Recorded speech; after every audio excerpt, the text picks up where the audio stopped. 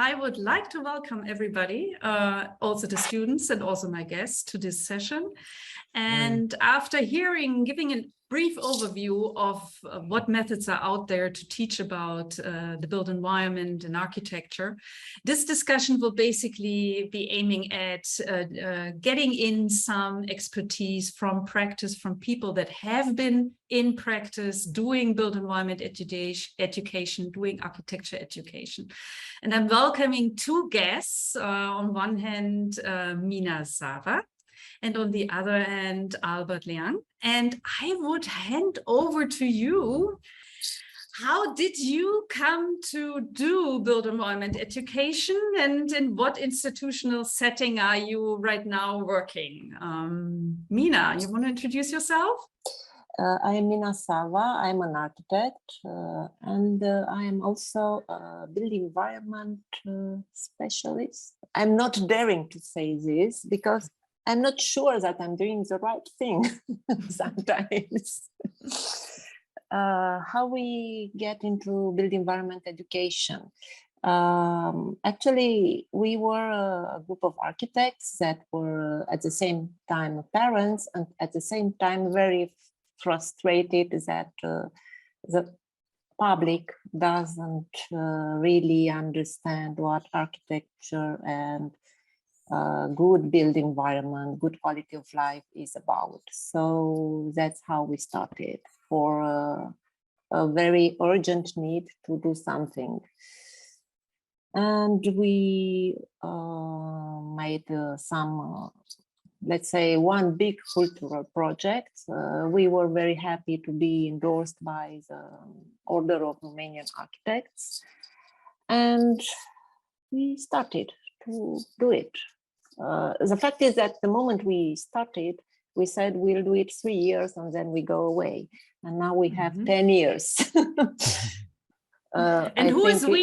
Even we are many people. At the beginning, we were 6 ladies, and now we are more than 40 people and more than 100 volunteers every year that change every year. So the team is always changing every year, but it's keeping somehow the same amount of people. And they are all over the country, and sometimes some people also work from outside the country. So that's who we are, the architectura, you see here. Okay, Albert, please. All right, thank you, Mina. I think probably there's a few common denominator, but except that most of my team are guys. Actually, when I first started out in 2015, I was still practicing as an architect, but I think I recall the days when I was practicing, and also even when I was a student, I always feel that this profession is something that not many people understand, and it's quite exclusive. So I remember sitting in lectures, I always wonder, how do I help myself or help my seniors or juniors to connect the dots, or how to help younger people to understand design thinking or critical thinking earlier on, rather than when they are in tertiary education. Usually the brain is too fixated by then to change or to be embracing creativity. So when I had the opportunity to think about, how do I bring about creativity to children, I thought about how architecture can be a very good platform. So at the point in time, actually, it didn't start off as a company. It was at first a social enterprise within an architecture company as a corporate social responsibility. Then it starting to evolve. So at first, it was just about activating architects from a firm to do projects with maybe student services who are children who are lower income. But slowly, by and by, the needs become that it's not just for only the lower income, but it's something that it can become a program to reach out to more. So about 4 years ago, I decided to leave the architecture firm to then start up Beat Blab, which is a built environment experiential program, and create it as a social enterprise. When I say social enterprise, is that we are private limited, but then we have a social focus that through design we want to impact lives. Our goal is to, through design facilitation, that means through bring architecture practitioners architecture students, empower them to teach, because teaching is the best way to learn. And then we try to create a platform so that my students in NUS or my colleagues who are in other firms, they can now join me to teach. And now that I don't have to be the main teacher, I can train them. We have curriculum, we have courses, or sometimes we create content together, and then we go out to teach. And our age group is ranged from kindergarten, which is 5 years old, all the way to elementary school to about secondary school, maybe up to 14 to 15 years old. Yeah, so it also has evolved from volunteers, but I mean right now, because we are a profit business, for profit business, so we try to hire facilitators, and we hope to create a new industry, a new job where architects or people who likes teaching, they can actually pick up a new career. I have many friends who left architecture to go into preschool industry or arts, but then eventually they see that, hey, actually they can be an architectural educator, where they can merge architecture and education. So I also now have some homeschool mothers who used to be architects but do homeschooling. That work with us. Yeah, so we're still evolving, but what we're trying to hope is that to bring more people who wants to combine these two fields together, and create a new creative and design industry where people can empower more through learning about built environment. You were already dropping some age groups and target groups you're doing your programs with, and this is indeed the first kind of like block of questions I would like to discuss with you, is the question of what methods, for example, work with which age groups the best. At least from my experience, working with teenagers is a lot of difference than working with, Definitely, I don't know, first or Yes. second graders. So is there, based on your experiences, can you give examples or reflect upon, are there indeed certain methods that work the best for certain age groups, or is it the adaptation of methods that plays a role? What is your experience when it comes to the different ages we work with?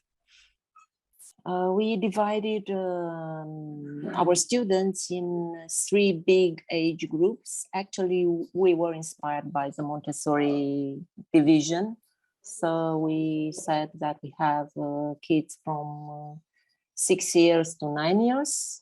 That's the first age group. From 9 to 12, the second age group. And from 12 to 18, the last group, which includes teenagers and pre-teenagers. So we designed our programs accordingly to these 3 groups.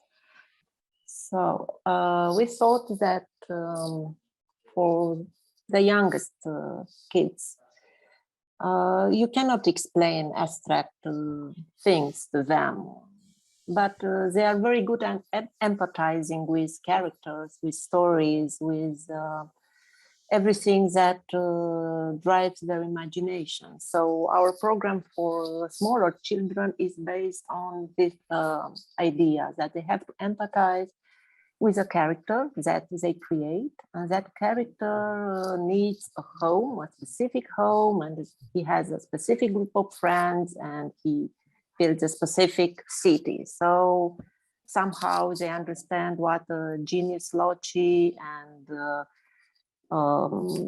heritage that belongs to a certain group means. When we go to older kids from 9 to 12, which is the best age for working with kids, and we have you have the best results always. We teach them the ABC of built environment, because they are able to notice things that they haven't seen before. So that is a period of seeing and experimenting the built environment. They can understand some basic concepts, and they can actually build and work with them.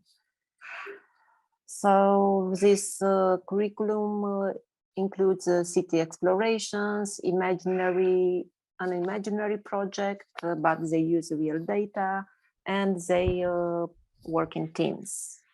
I must say the younger kids doesn't like to work so much in teams, so in very small teams. For the teenagers, teenagers doesn't have much patience. They want to do things fast, even faster than you can imagine. So we tried many methods. I cannot say which is the best. We try to make them participative design and design thinking. They like design thinking at the beginning, but they get bored. Why we have to do so many reiterations? Why the first one is not the best? That's the hardest part with this.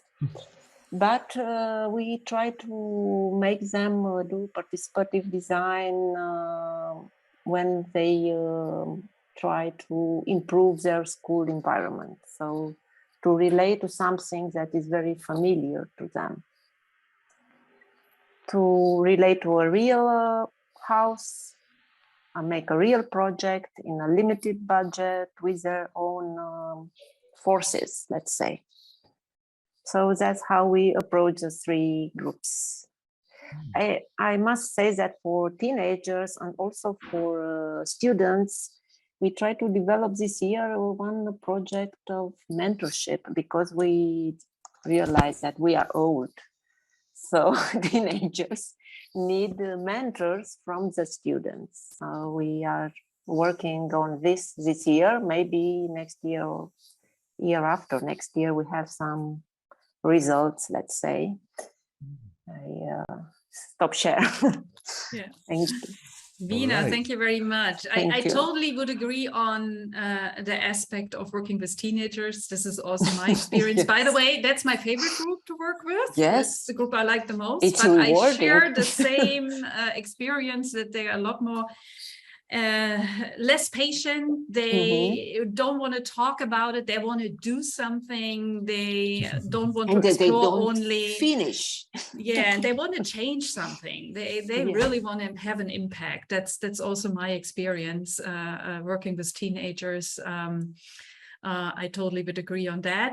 But nevertheless, I was wondering, Albert, what are your experiences? Yeah, You mentioned this definitely. huge age group or range you're also working with. Do you notice any differences, or? Definitely. Maybe I'll begin by sharing this image. This is one of the way I bridge the gap between across age. This one from kindergarten to secondary school, because every time we say architecture, the kids will be like, "Oh, no, what's this big word architecture? I never heard before. No, don't talk about it." So I say, "Okay, how about let's talk about art." Ah, you guys learn art in school, right? Then they also, yeah, we do. Then there's an angle that we can talk about art and aesthetic, art and history. Then we can talk about community. Hey, you guys all live in community, right? And different culture, different creative ideas, history, heritage, talking about like the different past and future ideas. Usually children become very like enthusiastic, whether children or youth actually. And technology, when you talk about like whether, and let's try some in fact we try to introduce things like this analog technology, digital technology, and technology that makes things work, not just about the digital devices. And then finally about nature. So this is how usually I will use it as a conversation starter, and I find that it works across kindergarten, primary school, lower and upper, and even like secondary school youth. And usually once we have this, then I'll ask them, okay, what is an area of interest that you have? Then they will pick, oh, I like this, I like that, I like this area, so when we talk about a design issue, so of course for young children we don't talk about design issue, they'll be too far above their head, so we talk about like form, we talk about space, we talk about colors, we talk about characters, so that's where we will adjust appropriately. So let me use another image to illustrate what I'm talking about. This is, at the different age group, from kindergarten, 6 to 8, 9 to 10, or 11 to 12, I use these different levels to give a guide in how we structure our curriculum, from learning by doing, storytelling, creating a scenario which children really empathizes with different character, and usually stories they have different journey of a protagonist, and that usually they can relate, and we will relate it to even like about like the scenarios, working with materials, working with puzzles, so younger children, they don't find it so daunting. So the it's not so much of architecture, when we are looking at 6 to 8. It's more about spatial, it's more about visual. It's almost like art lessons with a depth.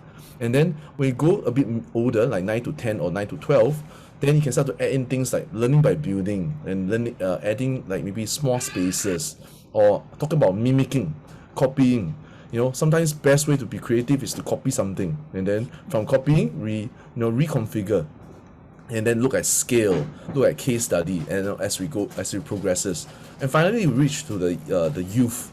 Right, when it comes to youth, of course, yes, I totally agree with you guys. They want to make an impact. They want to ask a lot of questions, or like they don't like to go through too much processes. But we do find that like sometimes we give them very tangible target, very mission focused. Like, okay, we say, okay, we want to change something. Like, tell me 3 ways of one way to change. They're always very good at that. Or like, oh, can we use you all use phone, right? Okay, can you find an application that can use a 3D model on your phone? Then they say, oh yeah, I can do that. Oh, can you help me make a film using your iPhone? Oh wow, they all can do that. Somehow they can do stop motion. So it's almost like sometimes I just throw them an environment where they're comfortable, and then we say, hey, you are good at doing film, right? Can you help me tell a story about this issue? Like, can you help me illustrate about what if people don't have houses, or what if flood is coming? What if there's no food? How would you use a film to tell a story? Then the youth will be like, oh, okay, let me try to capture different things, and then they'll be very proactive. So it's almost like reverse psychology with the youth. So I mean, this is a guide for me to structure some of the processes. But at the end of the day, it's also to look at what kind of setting. For me, when I work with youth, mostly it's with schools. No youth will sign up for enrichment program. You know what I mean? It's too uncool.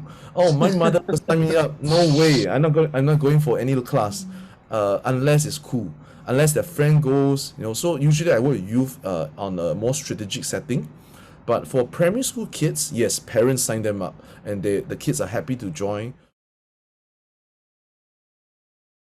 What I notice is Yes. a difference between the children coming from urban areas and children coming from rural areas. Usually children from urban areas are more outgoing. They speak more about their projects, their preferences, their ideas. They have opinions, they put questions.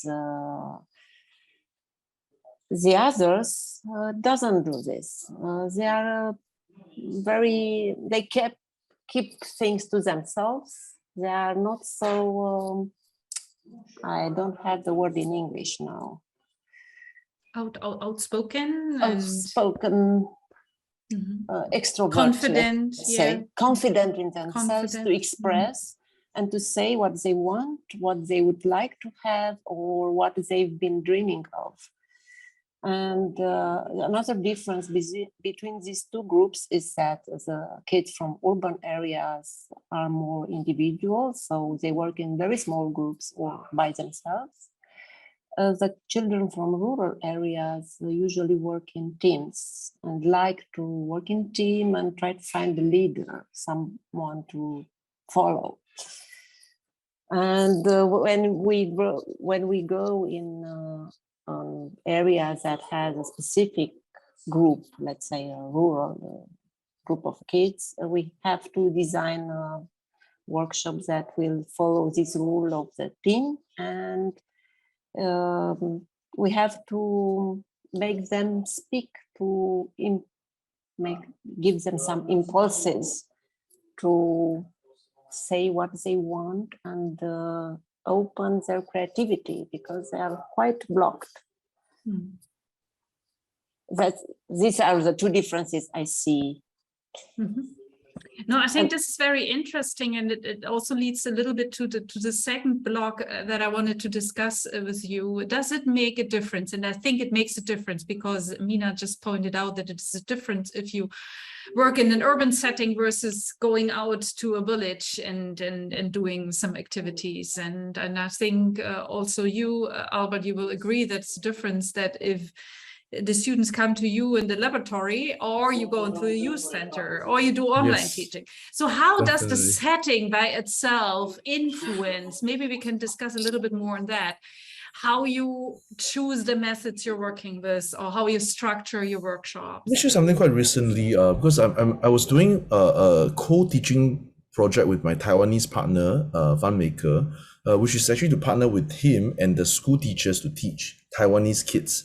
So there's a few layers. One is I'm online. Second is he's in Taiwan, and these kids are in the rural area, the mountain. So they don't live by the urban area. So I prepare a slides, which is prepared using Singapore example at first. So just in the first 5 minutes when I was just doing some introduction, I can really see a bit of like a disconnection. The kids is like, I never hear about this. I'm not interested. What's that? Like I talk about a lot of the famous building that is in Singapore, but this kids is like, no, I never heard of it. I'm not interested. Then I realized, oh no, okay, I'm really not saying things that it matters to them. Then very quickly I have to adapt. Okay, then at that point in time, I have to adapt to what is around them. So what it helped me was the Google Map, Google Earth came in. So literally I say, okay guys, okay, then show me a landmark around your windows. Can you go to take the camera, show me something that's around? Then the moment we change the perspective to their perspective, to what they see, what they're interested, what they understand, in terms of scale or visual or like familiarity, then their defenses come down, and then they become willing to observe. Because I think the number one thing isn't about the content, it's about connection. So in my teaching, usually I have this 3C that guide my thinking. One is connection, then collaboration, and finally is then content. Content is, to me, is the last. If there's a way to describe parental law, 20%, 80%, then the 20% is the connection that we have to do first, then the 80% will take place. Then all the content will fall into place based on the context, which is the 4th C. So collaboration, and connection, and then content and context. And I think that really helps me to balance between how much to give, how much to say, and then eventually is what the children say about the work. It's not about what I'm trying to teach them, it's what they're interested to learn, and becomes what truly matters. So I don't know if Mina, you have experienced similar situation, but I think this is something that as educators we experience. To sum up these first 2 blocks of discussion is, have you ever worked with adults? We work with adults, but not so much. And we work with adults that wanted to work with us. So I don't think it's quite a very good insight, because they wanted to learn more about architecture. They want to be involved in some activity. So everything that we say and we give them was beautiful and perfect. We didn't work with adults that are more reluctant to architecture, so I cannot say more here. True, that's quite true. I mean, other than the teachers that were made to do training with us, sometimes they struggle. But I think the only adults that sometimes accompany is like in a parent-child event. But I don't know if this is an Asia thing, but in Singapore and sometimes we have children and parents event. What came out of is the parents will take over the work. Yes, all the work. We did one. Okay, what do you mean children parent event? Yes. What do you mean with it? So Explain. it's supposed to be a child event where the children make, but the parents is there. But when the children make it very slowly, the parents will take over, and then they were just like, hey, you should do this and you should do that. You can see the kids is in such a distress, like, Mom, it was a competition between parents. Don't touch my model. But the mom was just like, no, you do this, do that. So sometimes organizing events like that is quite stressful, because you see some of these kids, they want to do something, but they and their parents are in a clash.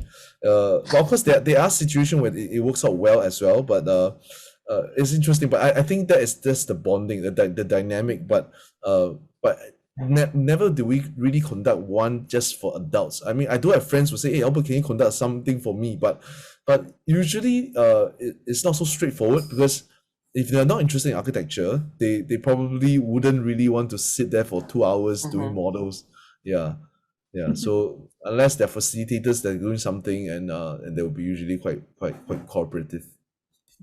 So one take-home message from this child events or open events where children show up with their parents is keep an eye on the parents. Yes, we usually Maybe think of split them. something that you keep the parents attendant, that Away. actually the child can work on their project. So get maybe an extra section that maybe the parents can build or something. I think this could be one idea to work with this. So in this last block of discussion, I would like to know what are your experiences of providing online content? Mina, I remember your institution working on material you provided online. Can you share some experiences from doing this and how it was received, if you got feedback of people using it, or even the young? Who were the target group of this online teaching material? Was it rather the educators or the children and young people themselves? Can you share some of the experiences? We actually have two directions, let's say. In pandemic, kids were at home. Some schools began very quickly online teaching, some schools later. And most of the parents were asking, what should we do with our kids at home? Let's do something. Give us something to make them work on. So we developed a series of challenges online. We filmed what they should do and what we want, what result we want to have. And we put them online, and kids do these challenges and send us pictures. Oh, and wow. of course, yes, and of course we do online workshops, which actually we thought that would be easier, but for an online workshop you need 3 teachers to watch all the kids and show them what to do, not like in a usual workshops. And we also did our materials that were for schools. They were in format, they were a book, and we have to translate the book in a site to make it easier for them to follow the lessons. What do you mean translated into site? A website? On our side, but I have to send you the links. Okay. Yeah. The book, it's actually a site, so you click on the lesson and you go to what it so has. It's a website. You can it's a navigate website. through. Yes, it's a website. And we discovered that some teachers were very good at online teaching, and they actually told us how to do it. Because we had no idea. And this year we started with these teachers that were very good at online teaching, and they were very keen in using a lot of digital tools we never used to do some, let's say, workshops for other teachers and architects to learn how to use digital tools and to teach online. Because we didn't know, we just learned by doing. So it's a mix and it's ongoing, but I think it was somehow better with this shift in pandemic, because we managed to put many things online and simplify many other things that were very slowly going because of the other ways of doing. But now we are back, and I think it's better now because we use the online tools and we can do physical things as well. Are you still combining them once in a while? No, we put all the knowledge in online, and we do some in some villages or in some towns, we don't have architects to teach in schools. So they have to teach their class from the distance. So they have to use hybrid teaching. So it fostered hybrid teaching. Hybrid teaching that was not been done before. Yes, before we were afraid to do this, but now we can teach anywhere. We can teach anywhere. That's a good statement. Albert, how was your experience? Yeah, I think before COVID, definitely I don't really think online really worked very well but then after COVID, of course it pushes the different thinking. So we first have a series of short exercises that's about 45 minutes for children, because we realized at first we thought like we shouldn't keep it too long, but we evolved from having 45 minutes workshop to eventually running 5 days, each day 3 hours or 5 hours. But what we did is that we break down the time, like morning we meet 2 hours, afternoon we meet 2 hours, and evening we meet 1 hour for evaluation. So we came up with different ways to structure the program and scaffold it and create sessions where online is only for lecturing and mentoring. And then everything not happening on online is your own studio session. And then we'll record videos of us, giving them some hints, guidance, and then they do it on their own time. So it's a mix. So a mix of recorded video plus parents facilitation, and also our so-called online facilitated sessions. Yeah, so I think that works pretty well. So some of the schools that we work with over the last 2 years, they actually prefer that we did online, because we're not in school, but at one time I can talk to 120 kids in 6 different classrooms through their projectors, and the teachers can just follow step by step with me, and the teachers are very happy to do that, because they can know how to command and control, but I can be the subject matter expert to deliver the content and give architectural opinions, but the teaching part that the teachers will facilitate in their own classroom. Yeah, so that has been quite interesting. And also when I was working with my Taiwan partner, FunMaker, that's what we do as well. The Taiwan teachers is in Taiwan physically with the kids, but I'm online. Then I will interact. I will give a design brief, talk about a scenario. Then on site they'll respond, and then I will be the third person, the external person giving opinions or asking questions. And sometimes I think it always helps to have a person that's externalized to make things more objective. And finally, I think online workshops, the materials that we create, it make it very methodical. We have to make things very clear, precise, and the phases must be very structured. So that actually causes our curriculum to be even more concise and to the point. Which I think if without the online learning phase of the 1.5 years, we wouldn't have time to go in condense a lot of things. Yeah, so I think that is also an opportunity in the crisis. Yeah. So I mean, just let me show you a picture of an example of like, this is the Taiwan kids that I was talking about. So I'm online on the screen, right? So my partner and the teachers will be in the with the kids, working with them on the project. And I will just like and I will be the one that they present to. They'll go to the camera and talk to me, and because it's a camera, they feel obliged to say something, you know. And somehow we can even record their presentation through the Zoom, and it's very interesting how the hybridity of this also created opportunity for kids who are soft-spoken, outgoing, or more introverted, all have a more even ground. Yeah.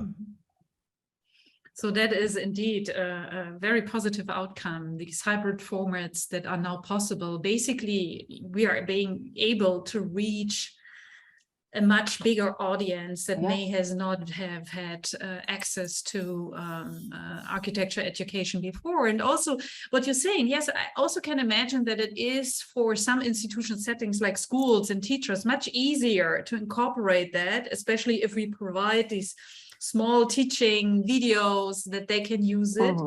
And indeed, I also would agree that it forces us to be a lot more clear about what we give out as an exercise, what we want to bring across, and coming to that, it also puts some challenges on us.